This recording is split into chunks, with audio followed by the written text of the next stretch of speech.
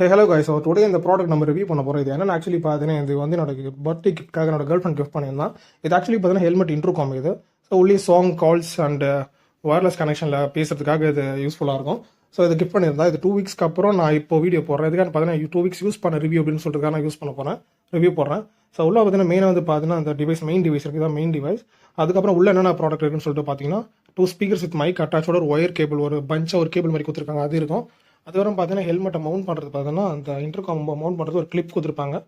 And then வந்து பார்த்தீங்கன்னா ஒரு டைப் கேபிள் இருக்கும். அண்ட் தென் வந்து பார்த்தீங்கன்னா மவுண்ட் பண்ணுறதுக்கு 3M ஸ்டிக்கர்ஸ் அண்ட் வெல்க்ரோவில் ஸ்டிக்கர்ஸ் கொடுத்துருப்பாங்க இதை ஸ்டிக் பண்ணுறதுக்காக. ஸோ அதுக்கப்புறம் பார்த்தீங்கன்னா இது ஆன் பண்ணலாமா, நான் செக் பண்ணி பார்த்தீங்கன்னா ஆன் பண்ணலான்னு சொல்லிட்டு ஆன் பண்ணி பார்த்தோம்னா இதுதான் வெல்கம் சொல்லிட்டு வரும். ஸோ இது கூட என்னென்னு பார்த்தீங்கன்னா இன்ஸ்ட்ரக்ஷன் மேனுவல் இருக்கும், அந்த சின்ன சின்ன பேப்பர்ஸ் இருக்கும், இது எப்படி ஹேண்டில் பண்ணுறது, இந்த பட்டன்ஸ் இது அதுக்கு யூஸ் ஆகும்னு சொல்லிட்டு ஒரு இன்ஸ்ட்ரக்ஷன் மேலே இருக்கும். ஸோ நான் ஸ்ட்ரெயிட்டாக வந்து பார்த்தீங்கன்னா ஹெல்மெட் பேடெல்லாம் பிரிக்க ஆரம்பிச்சிட்டேன்.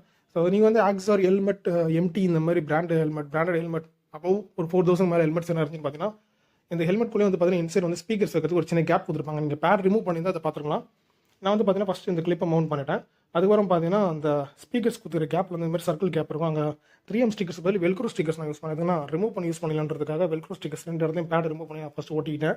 அண்ட் தென் பார்த்தீங்கன்னா மெயினான அந்த டிவைஸை வந்து அந்த மவுண்ட் கிளிப்லாம் கிளிப் பண்ணுற மாதிரி என்ன பண்ணால் இது வந்து பார்த்தீங்கன்னா நீங்கள் ஸ்டிக் பண்ணிக்கலாம். அண்ட் வேணும்னா நீங்கள் எங்கன்னா ஹெல்மெட் லாக் பண்ணிட்டு போகும்போது இந்த ஹெல்மெட்டோட டிவைஸை வந்து நீங்கள் இன்டர்காம் டிவைஸ் வந்து நீங்கள் அழகாக ரிமூவ் பண்ணி பேக்கெட்டில் போட்டு போகிற அளவுக்கு ஈஸியாக இருக்கும். நான் அந்த மாதிரி தான் யூஸ் பண்ணிட்டு இருக்கேன். இப்போ ஹெல்மெட் லாக் பண்ணாலும் இந்த ஒயர்லாம் வந்து பார்த்தீங்கன்னா எல்லா இடத்துலையும் கிடச்சிரும். பட் அந்த டிவைஸ் தான் மெயின்.